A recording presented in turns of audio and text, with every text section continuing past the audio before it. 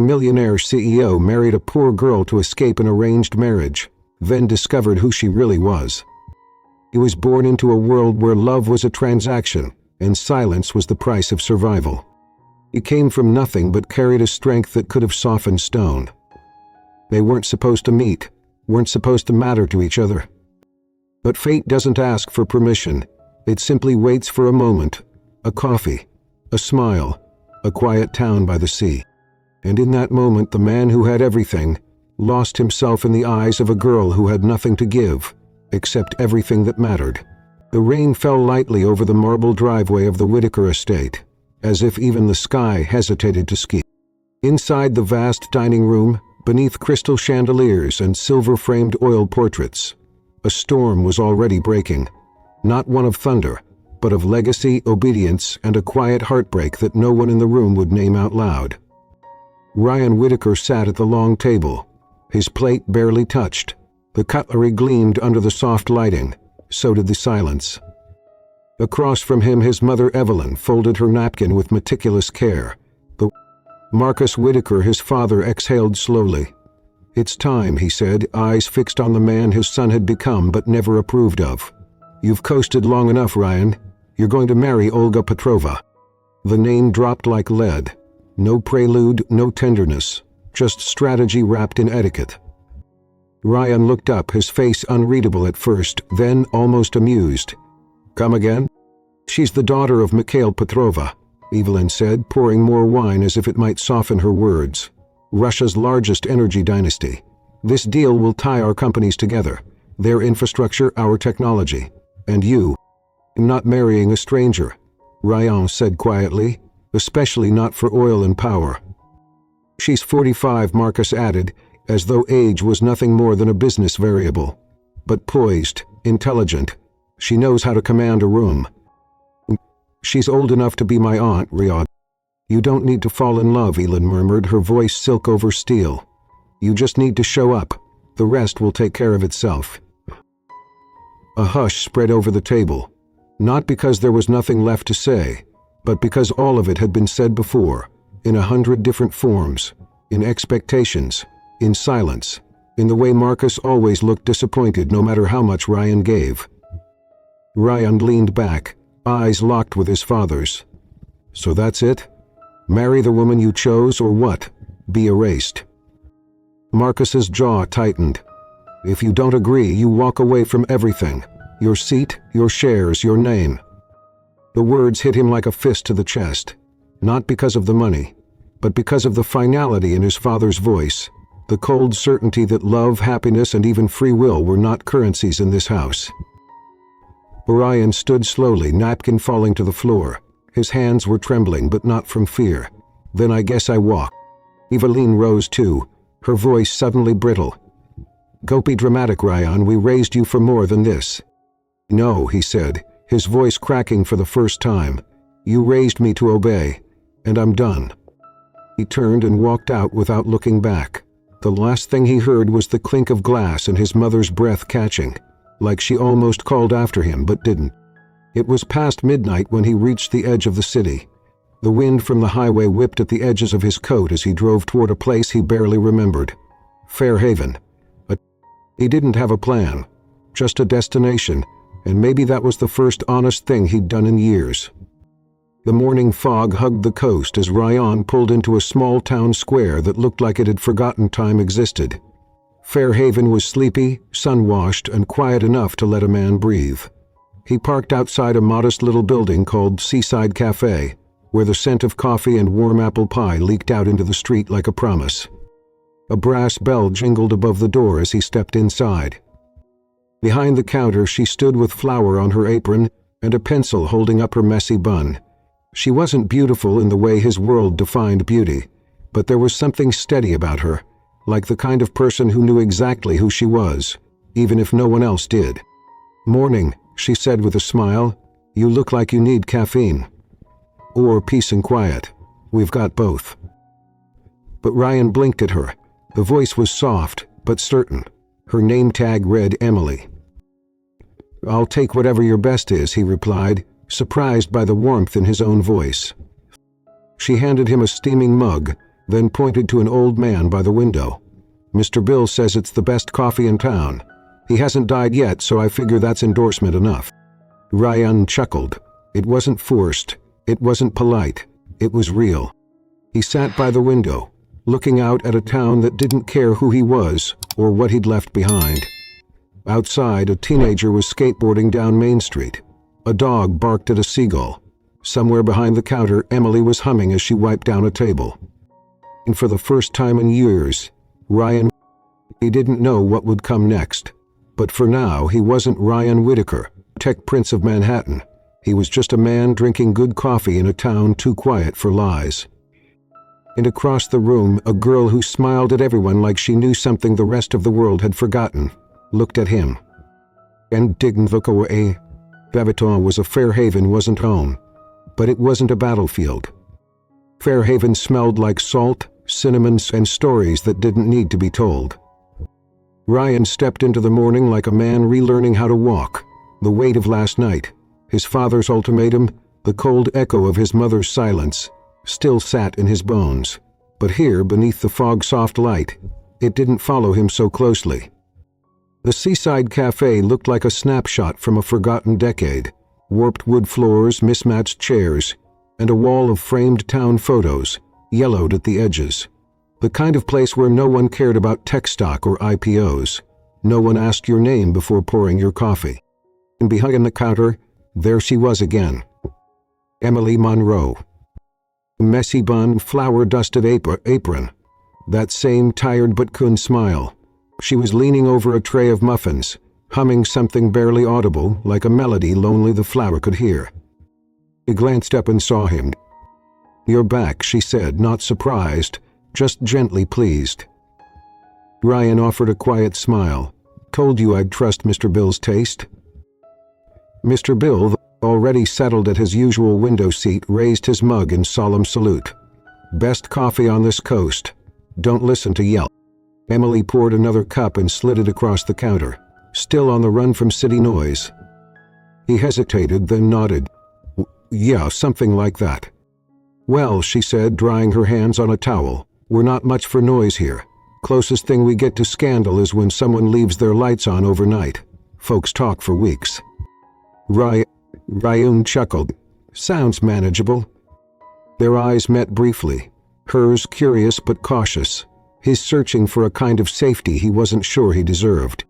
From the kitchen, a door swung open and a tall, gangly teenager walked out with a box of oranges. "Emily, the guy from the produce truck said we were shorted again."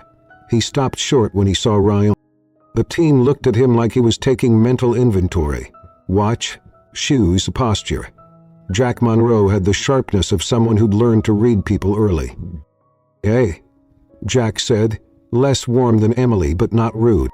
"Jack, this is..." Quickly Emily paused. Ryan offered his hand. Jack shook it but didn't let go right away. "What?" Jack smirked. "Nobody wears a jacket like that in Fairhaven. That's a Manhattan jacket." Ryan glanced down. Wool, tailored, his old life showing through. Emily nudged her brother gently. "Be nice." "I'm always nice," Jack said, disappearing back into the kitchen. "He's not," Emily clarified with a shrug, "but he means well." Ryan took his seat by the window. The mug warmed his hands, and for a moment he didn't feel like a runaway, just a man in a quiet town, watching the fog lift off the harbor. The days blurred into a rhythm, mornings at the cafe, long walks on the beach, conversations that lingered just long enough to mean something but never too long to ask for more. Ryan didn't say much about himself, and Emily didn't pry.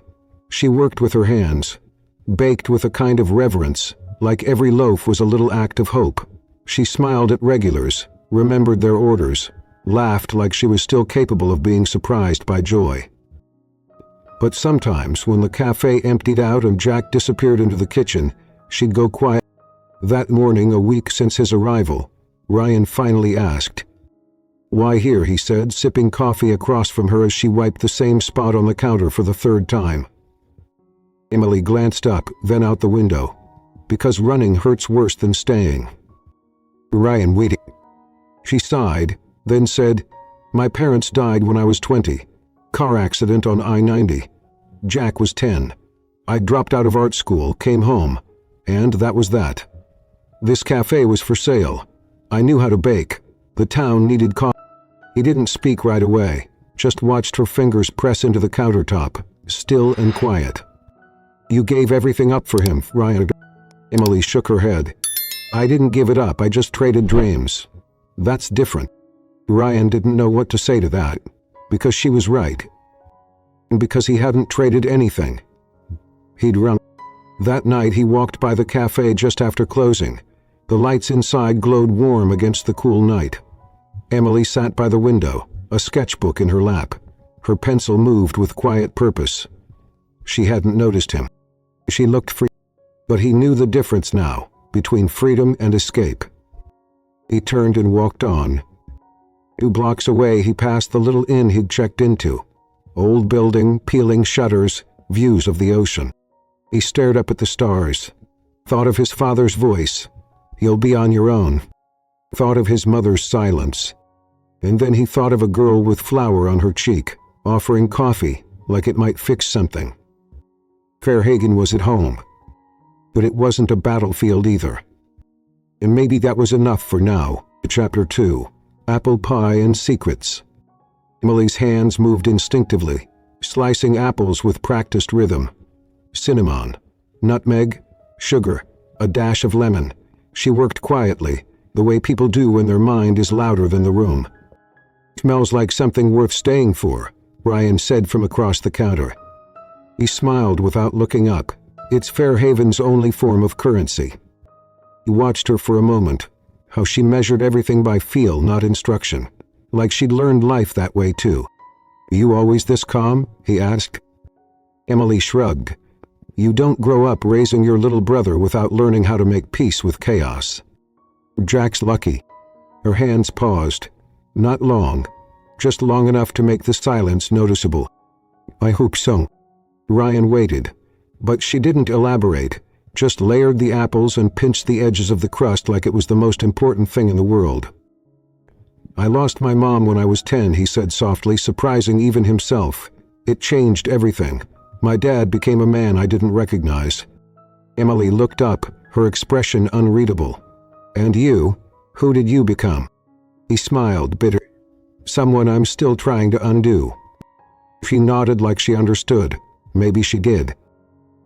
The oven clicked, the timer beeped, she wiped her hands, pulled the pie from the heat, and placed it between them like an offering.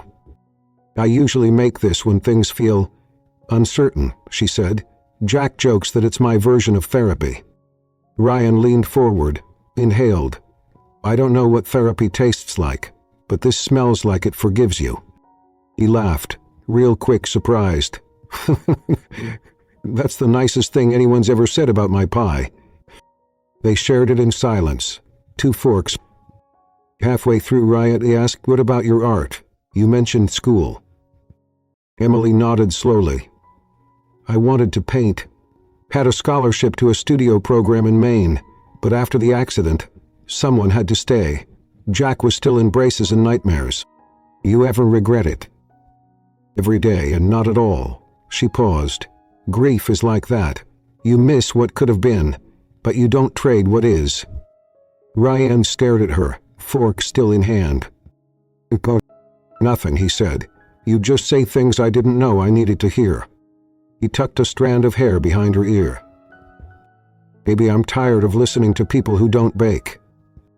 Emily laughed again, but this time it was softer, the kind that leaves something behind. Jack entered then. You on the You're still here, he said, half surprised, half suspicious. He hard to walk away from cigar. Jack gave a curt nod, then turned to Emily.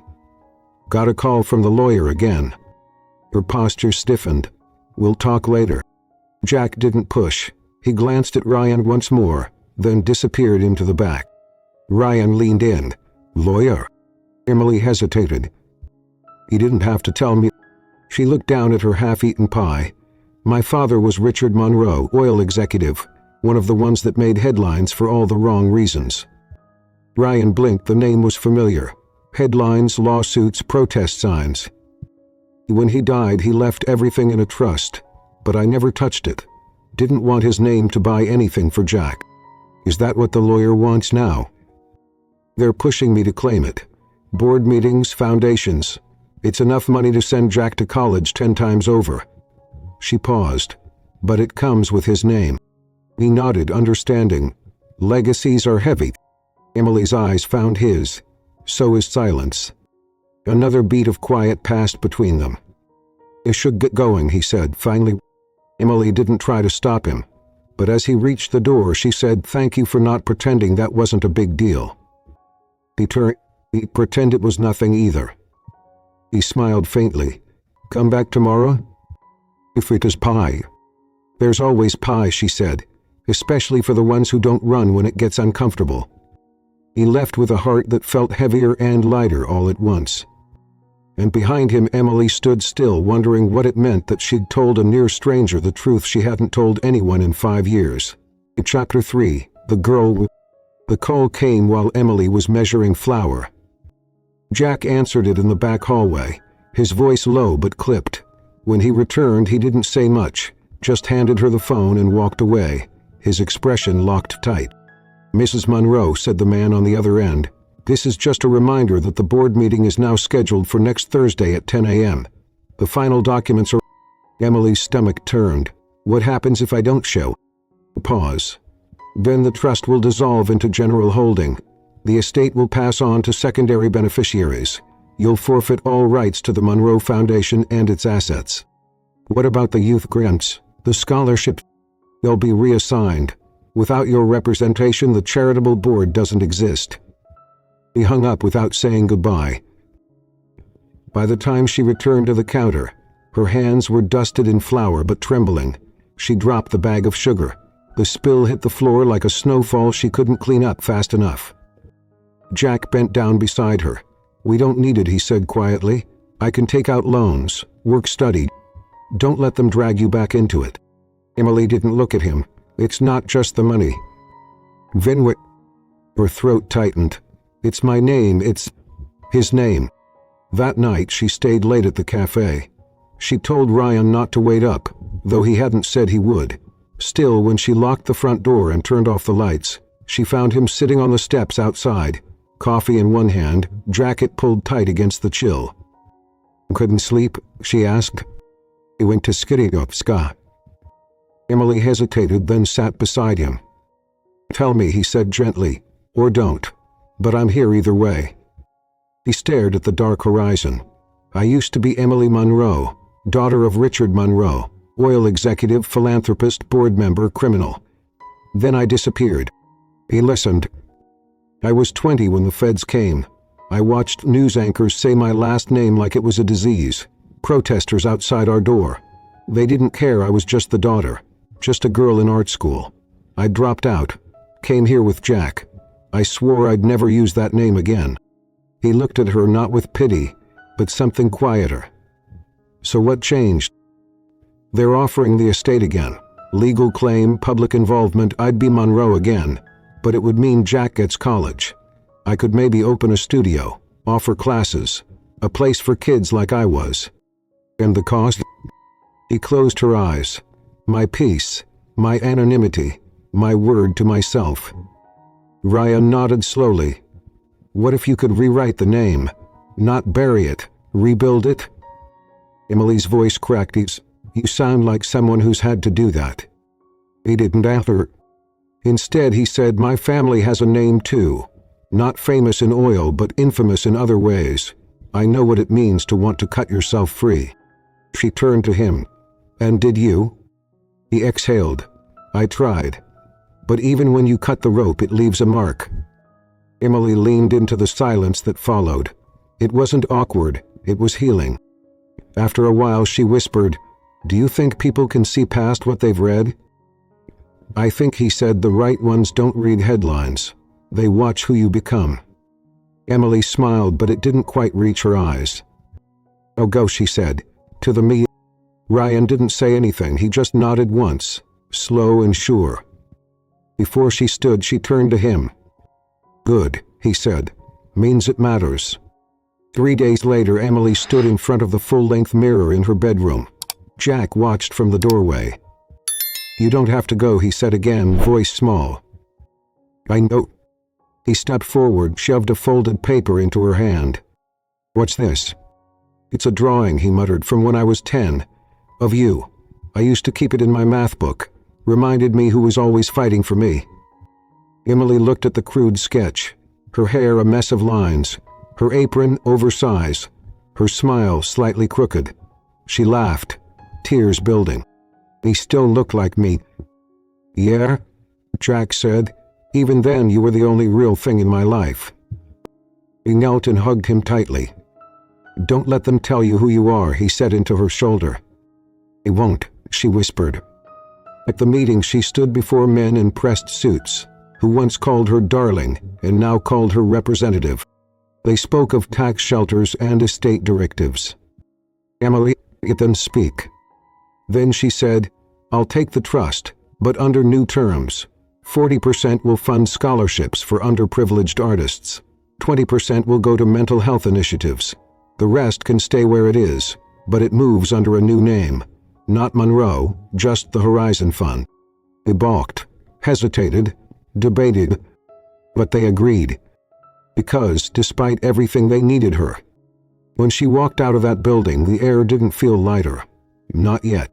But for the first time, it didn't choke her. That night she found Italian Ryan sitting on the beach wall near the café, waiting. He didn't ask what happened. He told him anyway. He just listened like he always did. When she finished, he reached into his coat pocket and pulled out a seashell. "On the shore," he said. "Thought it looked like something broken that still belonged." Emily took it. I don't know what I'm doing," she said. He smiled. "Then you're doing it right." He held the shell in her palm. Maybe her name wasn't the curse she thought. Maybe it was just a beginning she hadn't rewritten yet. Chapter 4. The Deadline That Can't Be Avoided. The email came just after sunrise. Orion sat on the edge of his hotel bed, phone in hand, still in yesterday's clothes. The subject line was short, cold, efficient. "Final notice, board decision pending." Inside was a reminder. If he didn't return to New York within 5 days, he'd forfeit everything. Shares in Whitaker Global, the apartment in Tribeca, the private accounts, the offshore holdings, even the health fund he'd built in secret for his former team. But it wasn't the loss of wealth that made his hands shake. It was the line buried at the bottom. "Your absence will be interpreted as abdication of all family responsibilities." Family responsibilities. As if love could be forced. As if obedience was the same as loyalty. Ryan tossed the phone on the bed like it burned. Then he opened the curtains. Fairhaven was waking slowly, the sky a pale gray, the water still. Peaceful. Indifferent. Everything New York never was.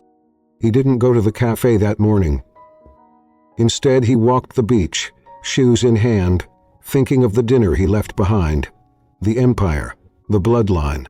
And Emily. She didn't know everything. She knew he came from money, but not how much. Not that his name still appeared on quarterly business reports and Forbes profiles. Not that a woman named Olga Petrova, who he'd never touched, never kissed, but was legally contracted to marry, was waiting like a business merger in human form. He sat on a driftwood log, head in his hands. What was he doing? He had no plan. Just a girl who baked pies and made him feel like a person again. And it terrified him. That afternoon, Emily knocked on his hotel room door.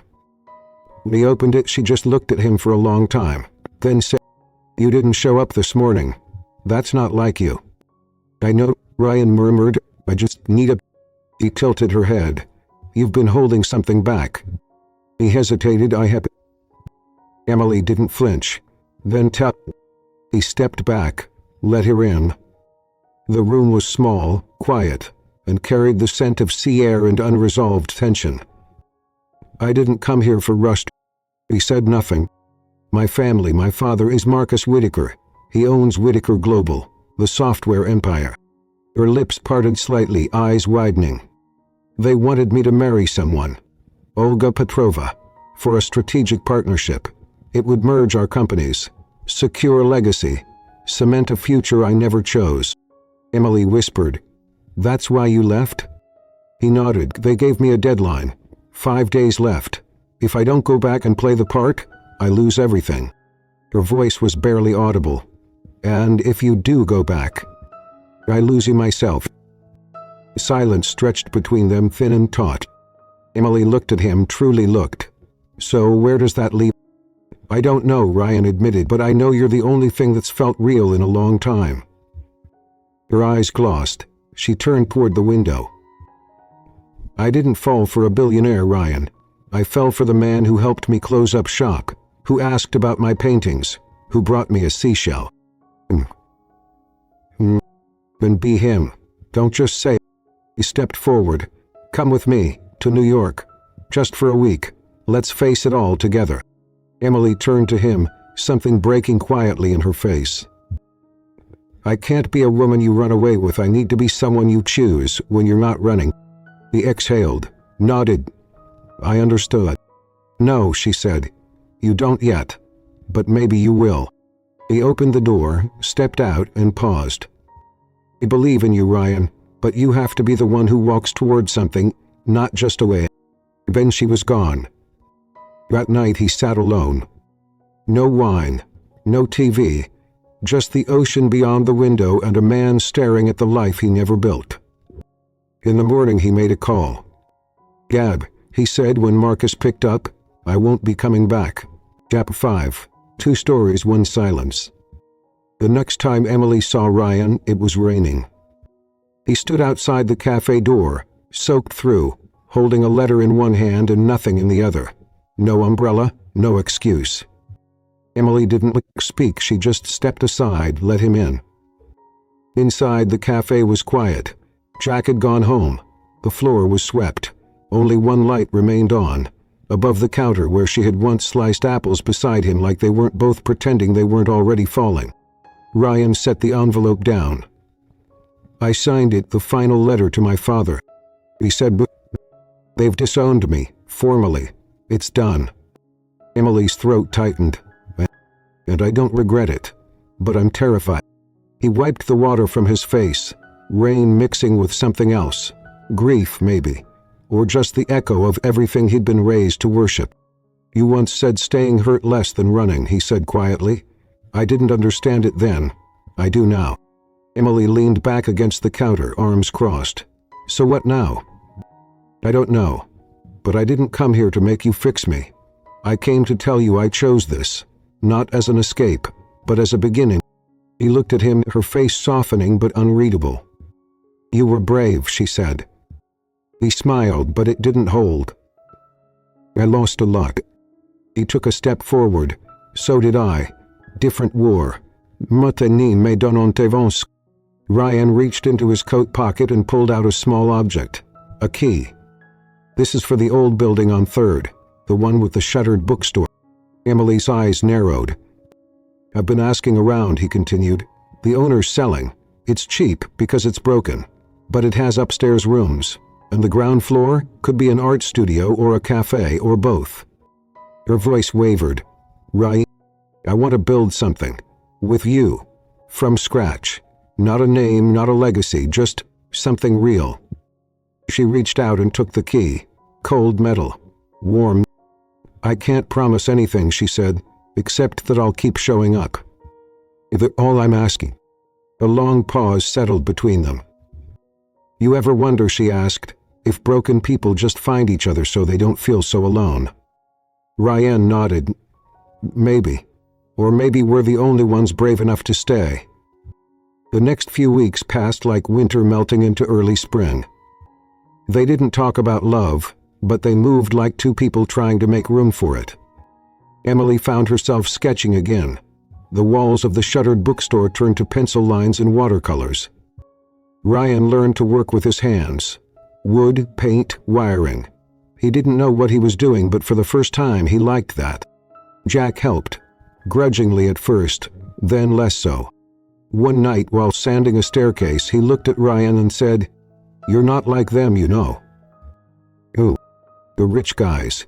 The ones who buy the town, not rebuild it. Ryan nodded. That's the idea. Jack handed him a beer. Then don't mess it up. Later that week, Emily and Ryan sat outside the new building, eating sandwiches on the front steps. Your father ever say he loved you? She asked suddenly. Ryan shook his head.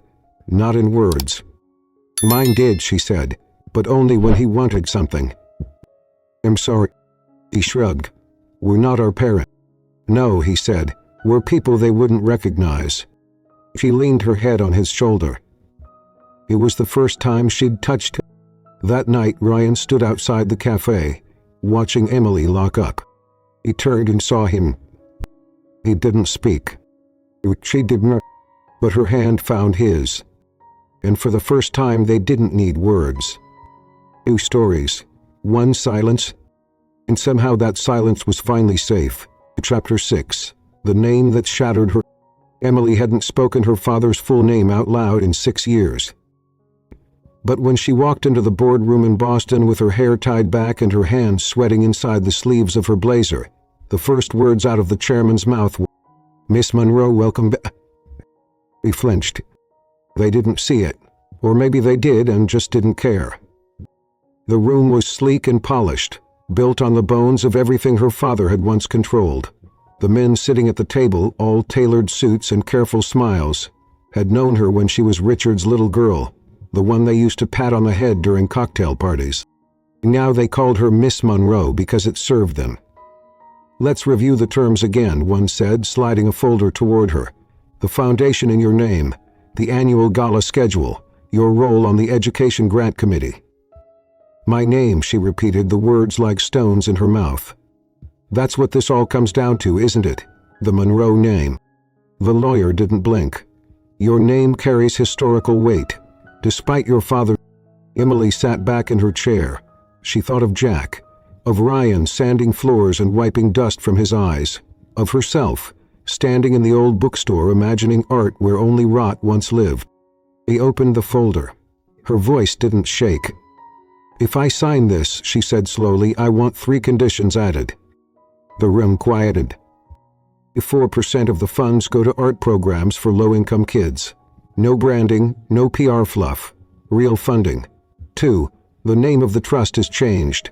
Call it the Horizon Fund. 3rd, I take no salary. One of the men cleared his throat. You do realize this is a legacy? No, she cut in. This is a mistake I'm trying to turn into something better. Another tried to soften. We just want to restore what was lost. Emily looked at all of them and said, plainly, you want to resurrect a ghost, but I buried him a long time ago. No one moved. Then, one by one, they nodded. Because they needed her, no. But they had no idea she wasn't that girl anymore. She left the building with her hands shaking. Not from fear. From freedom.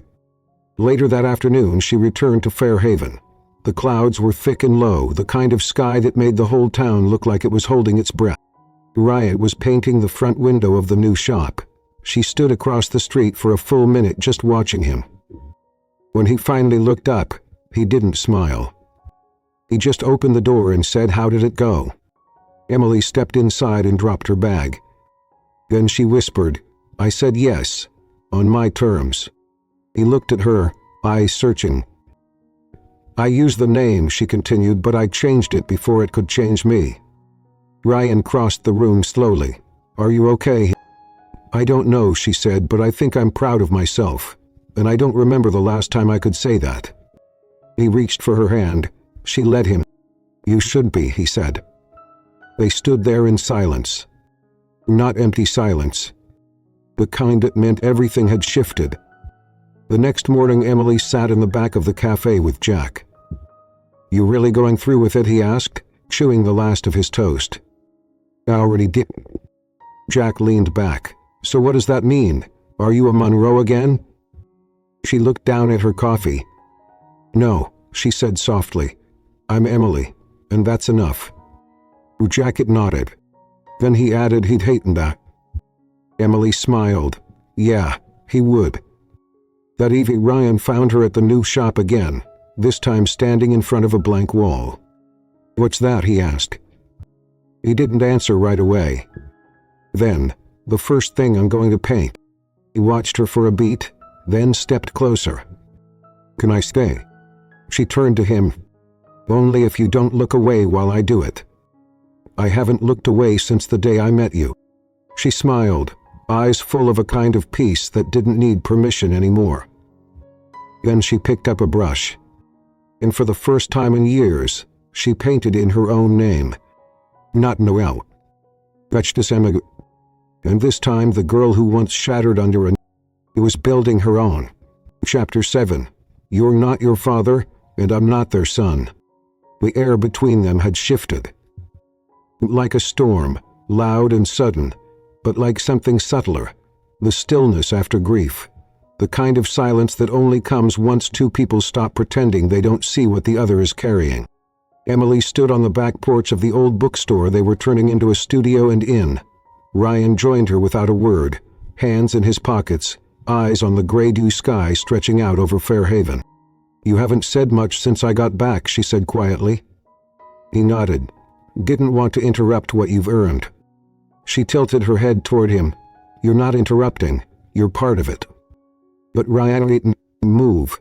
He just stared at the horizon. "My mother called," Emily's breath caught, then steadied. "What did she say?" "She told me it's not too late, that if I return..." Emily looked down. "Would you go back?" Ryan shook his head. "No, I didn't even ask what the terms were. I already know." "And your father?" Ryan's jaw clenched. "He didn't speak to me, not directly, just sent a legal document terminating all rights to the family foundation. I think it was his way of saying goodbye." Emily stepped beside him, close, but not touching. "That's still a loss." "It is," he said, "but it's also a kind of mercy. For the first time in my life, I don't owe anyone anything." They stood like that for a while, watching the town settle into dusk. "And Ryan, I keep thinking about what you said, that you're not your father, that you had to live with what he left behind, but it didn't define you." Emily studied his face. "You're not yours either." His voice lowered. "He told me once that love was weakness, that feelings were the enemies of legacy, that if I ever wanted to build something great, I'd have to silence that part of me." "Did you For a while," Ryan admitted. "But then I came here, and you ruined that for me." Emily arched a brow. "Ruined?" "In the best way." He smiled, faint and real. "You made me want to feel again, even the ugly parts." He nodded slowly. "That's the deal with healing, isn't it? You don't get to pick the pieces, you have to let it all back in." He looked down at her hand, and she didn't pull it away when he reached for it. "I don't know what kind of man I'm becoming," he said, "but I know I want to become his." He stared at him, not blinking, not moving. Then she said, "I've seen who you are when no one's watching. That's the man they trust." The porch light flickered on behind them, a warm glow in a world that still had edges. "I didn't need to. Some promises are spoken louder in silence." The next day they hung the new sign above the door. "The Rising House. Half in, half art. A place built by two people who had once only known how to walk away from things, and were now learning to stay." That evening Evelyn Whitaker showed up in Fairhaven. Ryan saw her through the cafe window before she stepped inside. Her coat was immaculate, her heels clicked like punctuation, but her eyes looked tired. He met her at the door. "Mom, I just came to see you," she said, her voice too composed. "And to ask something." He nodded once, stepping aside. Emily watched from behind the counter, not interrupting, not intruding. "I want to understand," Evelyn said, sitting at a booth. "You left everything. For what?" Ryan didn't flinch. "No, I left for me, but I stayed because of her." Evelyn glanced at the wood-paneled walls, the smell of cinnamon and paint in the air. "This place doesn't even have linen service. And it's the first place you've ever felt like a person." She looked at him, really looked. "You're different. And free." She exhaled. "And if I wanted to know that version of you, would you let me?" Ryan didn't answer right away. Then, I think he would. That night, Ryan and Emily sat on the back steps of the building, their fingers interlaced. I never thought I'd have a family again, he said. Emily leaned her head on his shoulder. Me either. But maybe we're the kind that builds one from scratch. He kissed the top of her. You're not your father, she whispered, and I'm not their son. He smiled. And in the stillness of that moment, without titles, without legacies, they were just two people choosing to begin. To get to Chapter 8, the truth that left them bare. The storm hit around midnight. Not the kind that blew in from the coast with thunder and warnings, the kind that started in a human heart, when too much has been held in for too long. Emily found Ryan on the roof of Horizon House. He was sitting cross-legged, soaked in the soft drizzle, staring into the dark waves crashing far below. He didn't turn when she climbed the ladder. He didn't need to. He sat beside him wordlessly. For a long time, neither of them spoke. Then Ryan broke the silence. I still hear his voice sometimes. Emily didn't ask whose. She already knew. In my head, my father's, saying I'm throwing everything away. That love is distraction, that peace is laziness in disguise. He looked over, his profile sharpened by the silver light of the moon. You're not lazy, she said softly. I know, he replied, but there's still a part of me, some broken part, that feels like I'm waiting for all of this to fall apart, like I don't deserve it, like I haven't earned you. This. Emily swallowed. The rain made it easier to hide the sting behind her eyes. Can I tell you something, she asked. Beneath them, I almost didn't keep Jack. That made him turn. I was 20. My dad had just been sentenced. I was alone. And then I found out Jack's mom, my stepmother, had left. He was 10. No one else wanted him. I was broke, humiliated, and terrified. There was a week I looked at adoption forms. I thought maybe someone else could give him more. Ryan reached for her hand. I didn't send them, she continued, but I kept the folder. For years. I'd see it every time I opened my closet, and it would remind me that I stayed. Not because I had to, but because it was the only thing I'd ever done entirely on my own terms. You saved him. He looked away. He saved me too. Ryan squeezed her hand. We're both living with ghosts. She nodded. But maybe, he added, we're also building something the ghosts can't follow. Emily let out a breath she didn't realize she'd been holding. I want to tell you something else, she said, voice barely audible, and I need you not to interrupt. He nodded. I'm scared of loving you, not because you're going to leave, but because you stayed, and that means it could break me if it ever changed. He let the words settle, let the fear live in the space between them. Then he said, You're not the only one with something to lose anymore. She turned to him. He continued, I've spent my whole life protecting the version of me my parents wanted. Even when I was dying inside, I still tried to please them.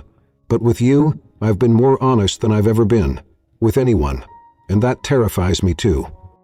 He paused.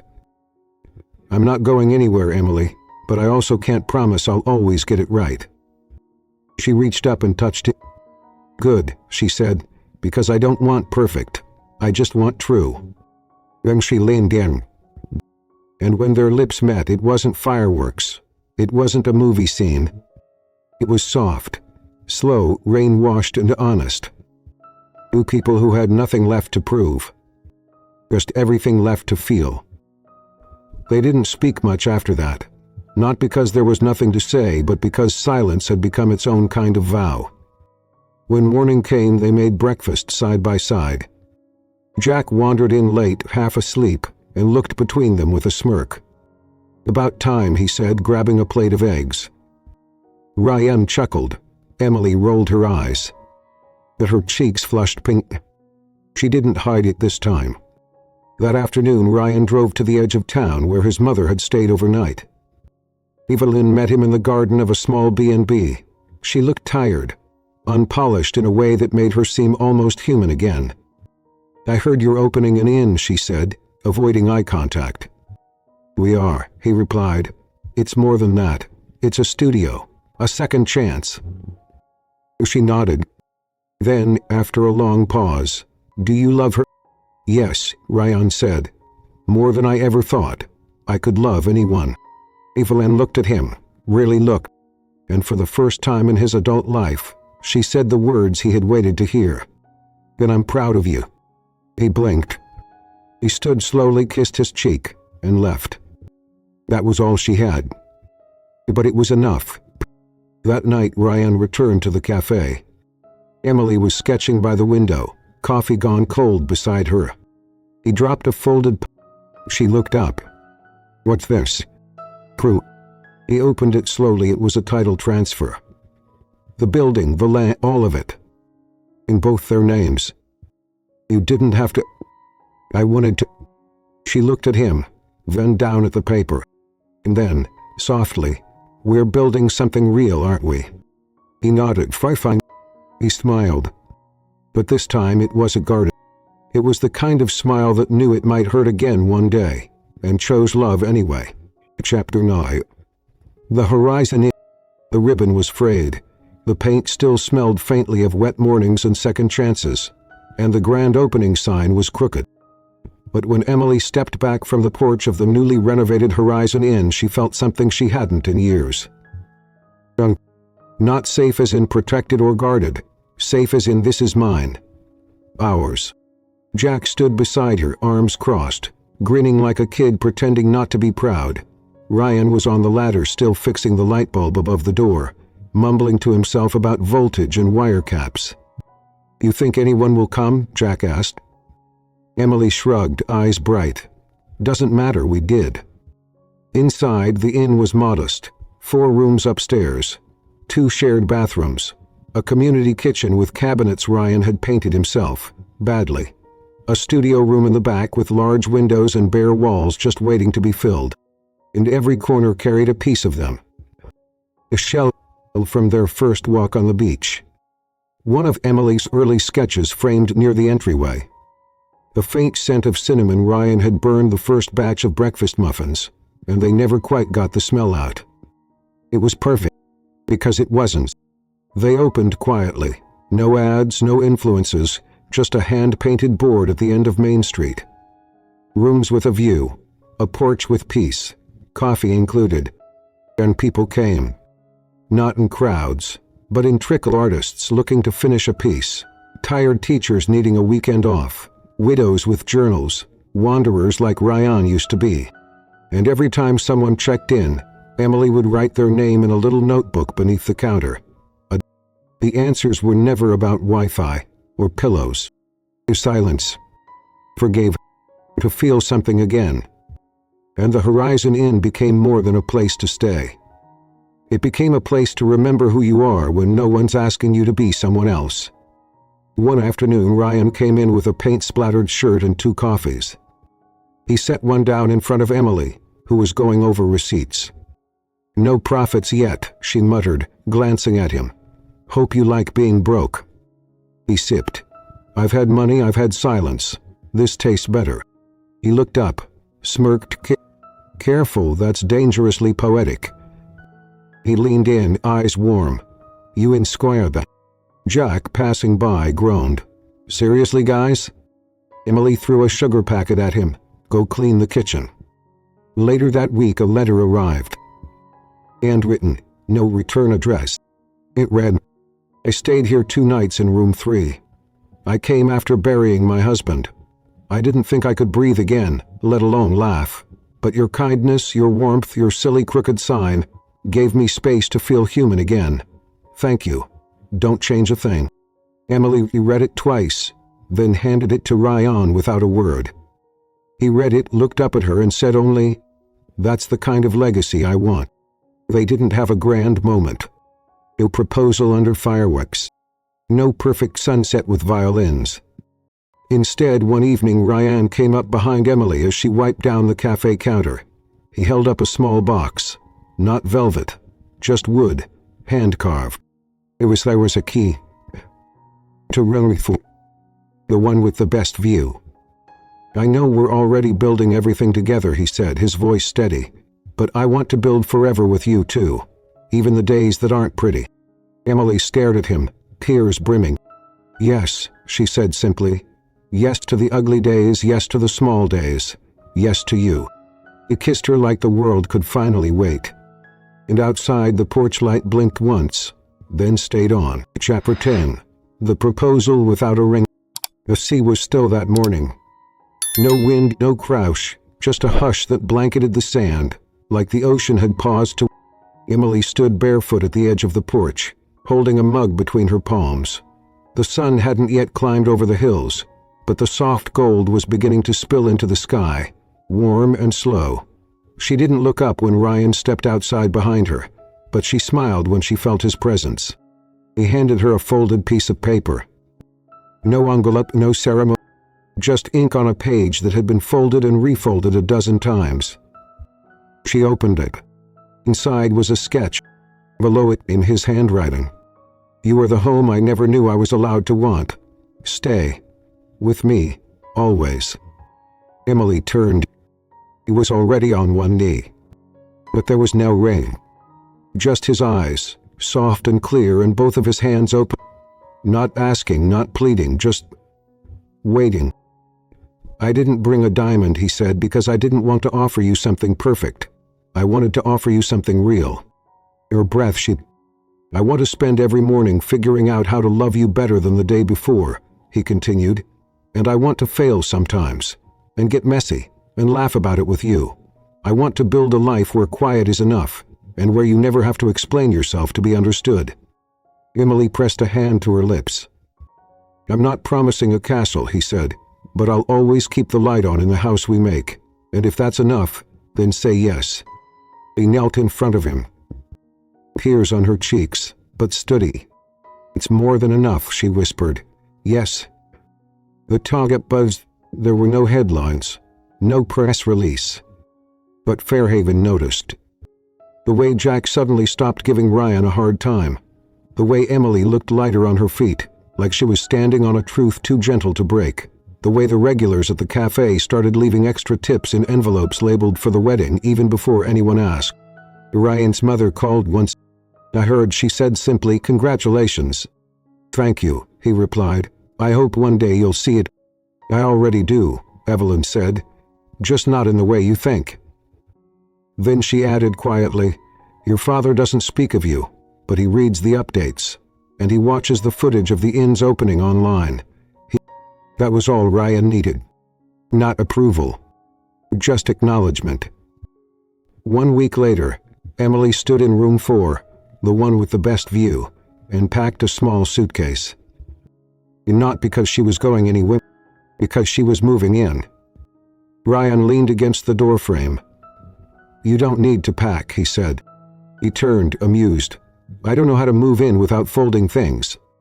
He smiled. "Then fold slow." That evening they didn't toast champagne. They made grilled cheese on the porch and read old letters from past guests. One had been written by a 12-year-old girl whose father had died the week before. Another was from a couple who had rekindled their marriage in room 2 after a year of silence. Ryan looked at the pile and said, "This is what it was all for." Emily nodded. "We're building love for people we'll never meet."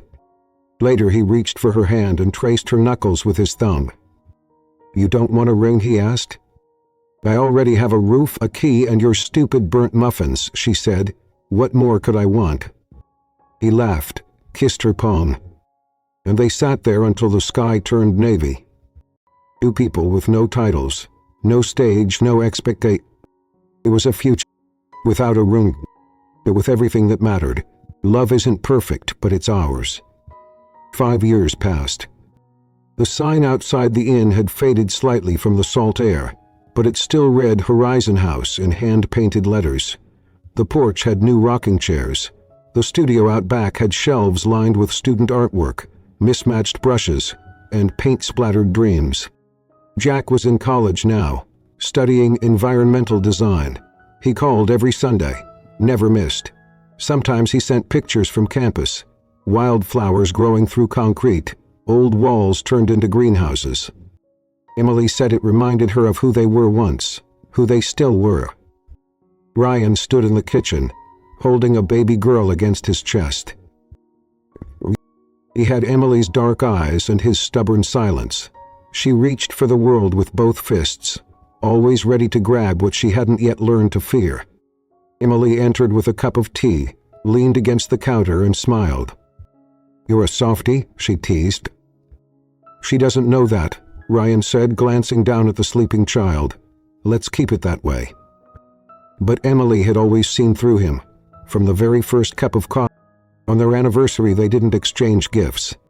They walked the beach. Emily carried Lily in a sling. Ryan held her hand. The tide curled up toward them, pulling away like breath, and for a long while they said nothing. Emily spoke. "You know, we were never supposed to find the—" He glanced at her. "What do you mean?" "A girl like me, a boy like you. It wasn't written anywhere, not in any plan." Ryan looked toward the inn. The porch light flickered on. "Then maybe we wrote it ourselves." That night, after Lily had fallen asleep and the town had gone quiet, they sat under the stars on the rooftop, where it had all begun. The same roof where he once told her he was afraid of losing himself. Now, years later, he whispered, "I think I found me here."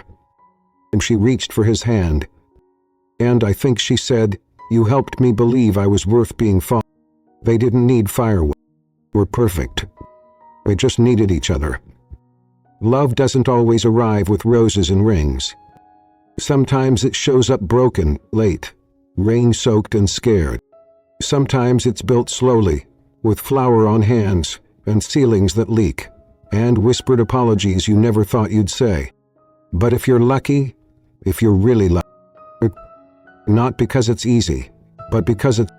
So if you're watching this, tell me, have you ever loved someone not because they were perfect, but because they finally made you feel like you didn't have to be either?